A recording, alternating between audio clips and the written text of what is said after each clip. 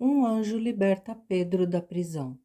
Naquela mesma ocasião, o rei Herodes mandou prender alguns que pertenciam à igreja com o objetivo de maltratá-los e matou a Tiago, irmão de João, por execução ao fio da espada. Observando que essa atitude agradava aos judeus, prosseguiu ordenando também a prisão de Pedro durante a festa dos pães sem fermento. Tendo-o prendido, mandou que fosse jogado ao cárcere e determinou que fosse vigiado por 4 escoltas com 4 soldados cada uma. Herodes tinha a intenção de apresentá-lo em julgamento público logo após a Páscoa. Assim, Pedro estava detido no cárcere, mas a igreja orava fervorosamente a Deus a favor dele. E aconteceu que na noite anterior ao dia em que Herodes pretendia submetê-lo a julgamento, Pedro estava dormindo entre 2 soldados, com algemas presas a 2 correntes, e as sentinelas guardavam o cárcere diante da porta. Subitamente surgiu um anjo do Senhor e sua luz resplandeceu na prisão.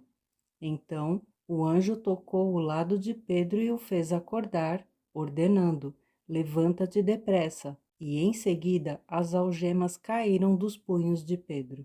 E o anjo continuou a orientá-lo: veste a tua roupa e calça as sandálias. E Pedro assim o fez.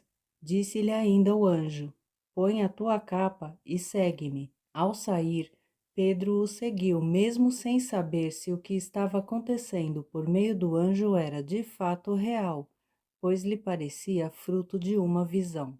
Todavia, passaram a primeira e a segunda sentinela e chegaram ao portão de ferro que dava acesso à cidade. Este se abriu por si mesmo para eles, e passaram.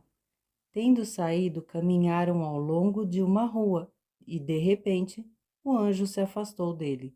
Foi quando Pedro caiu em si e disse: agora entendo sem qualquer sombra de dúvida que o Senhor enviou seu anjo e me libertou das mãos de Herodes e de tudo o que o povo judeu tramava contra mim. Depois de assim refletir, colocou-se a caminho da casa de Maria, mãe de João, também chamado Marcos, onde muitas pessoas estavam reunidas em oração.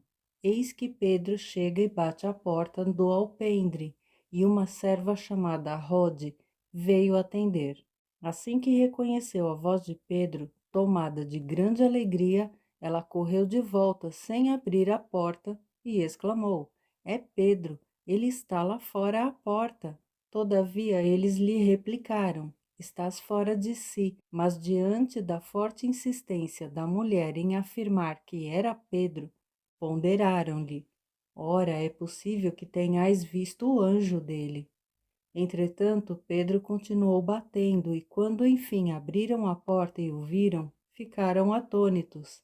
Ele, por sua vez, fazendo-lhes sinais com a mão para que se calassem, explicou-lhes como o Senhor o havia libertado do cárcere, e pediu-lhes: anunciai isso a Tiago e aos demais irmãos. E saindo, retirou-se para outro lugar. Assim que o dia raiou, houve enorme tumulto entre os soldados quanto ao que teria ocorrido a Pedro. Ordenando uma busca completa e não o encontrando, Herodes submeteu todos os guardas a severo interrogatório e, por fim, os mandou executar. Passados esses acontecimentos, foi Herodes da Judéia para Cesareia e permaneceu ali durante algum tempo. Herodes morre após a aclamação. Herodes estava tomado de ira contra o povo de Tiro e Sidom. Todavia, eles haviam promovido uma reunião e buscavam uma maneira de serem recebidos em audiência por ele. Havendo conquistado o apoio de Blasto, homem de confiança do rei, pediram paz, pois dependiam das terras do rei para obter o alimento de suas famílias.